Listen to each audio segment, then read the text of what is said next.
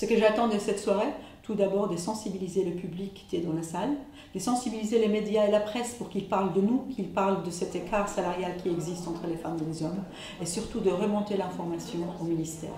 Donc déjà diffuser cette information, interpeller les femmes et les hommes, c'est déjà un acte important. C'est ce qu'on a fait un stand-up, centre-ville de Lyon, voilà, place place de la République. À travail égal et à compétence égale, le salaire doit effectivement être égal. C'est la thématique de l'année, et sachant que c'est quand même la première entreprise en fait, économiquement parlant en France, et que finalement il n'y a que 23% de femmes qui travaillent dans cette méga entreprise. PPW, qui est une organisation internationale, une ONG internationale qui a été créée aux États-Unis en 1930. Donc vous imaginez, les Américains ont commencé il y a bien longtemps, et nous sommes le premier réseau féminin qui œuvre pour la promotion du leadership des femmes dans le monde. Chez nous, il n'y a pas de diffamation. Donc chaque pays, selon le pourcentage d'écart salarial, on choisit la date. Donc en Autriche, c'est le 13 avril. Et en France, on est le 7 avril.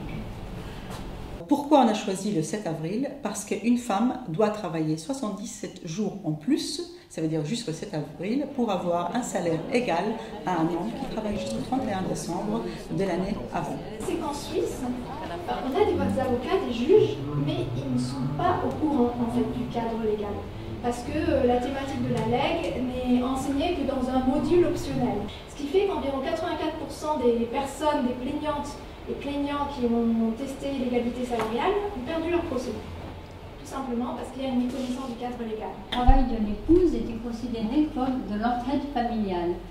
Donc on a vu beaucoup, et moi je l'ai même vu en arrivant ici il y a une vingtaine d'années, on voyait encore beaucoup de femmes qui avaient consacré la totalité de leur vie professionnelle, mais des vies longues, 40 ans en plus, arrivées à l'âge de la retraite en n'ayant absolument aucune je parle même pas de reconnaissance, mais aucun revenu. Il faut faire un petit peu attention. C'est vrai que d'un certain point de vue, les femmes, elles se vendent moins, elles osent moins revendiquer des augmentations de salaire, etc.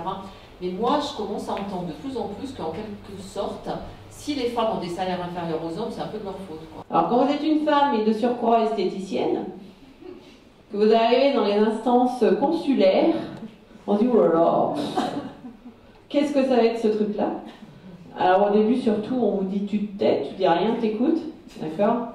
Mais moi, je sais pas faire. Quel est l'écart, pas des salaires, mais de la retraite entre les femmes et les hommes? On arrive à 60% en France.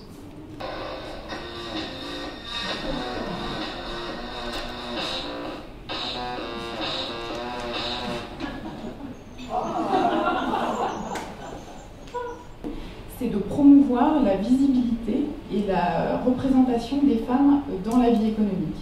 Par exemple, ouvrir une formation organisée par une association à l'ensemble des adhérents des autres associations, mutualisation, donc mutualisation aussi des contacts, donc mise en réseau des adhérents. Le réseau, c'est un élément important dans la réussite professionnelle. Je dis que si nous exigeons à juste titre l'égalité des chances et le partage des responsabilités dans la vie publique et surtout dans l'entreprise, nous devons savoir assumer la contrepartie du pouvoir. Il ne faut jamais faillir.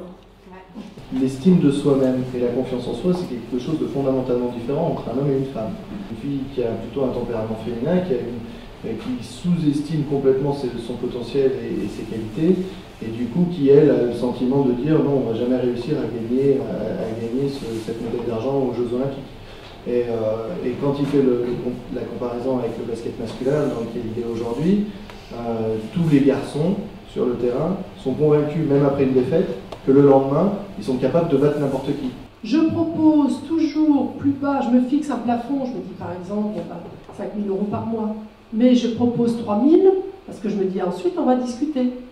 Et ce que j'observe, c'est que systématiquement, les garçons, les hommes que j'ai en face de moi discutent et on arrive à se mettre d'accord à peu près à la mi-temps. Mais les femmes, je reste toujours sec parce qu'elles disent « Ah bah oui ». Les choses bougeront peut-être un petit peu plus quand les conseils d'administration seront un petit peu plus mixtes. Alors, il y a une loi sur la parité, certes, mais comme beaucoup de femmes ont beaucoup de mal à s'engager dans la vie sociale et citoyenne, les choses avancent très doucement.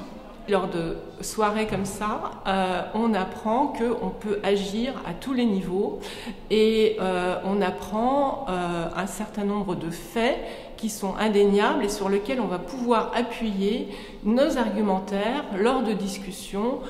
Donc dans la continuité des différents témoignages entendus ce soir, l'objectif de BPW France est de produire un livre blanc qui sera destiné au ministre aux droits des femmes, Najat Vallaud-Belkacem, dont le contenu spécifique sur les femmes artisanes est de donner des éléments de ressources et de contraintes sur le parcours des femmes artisanes.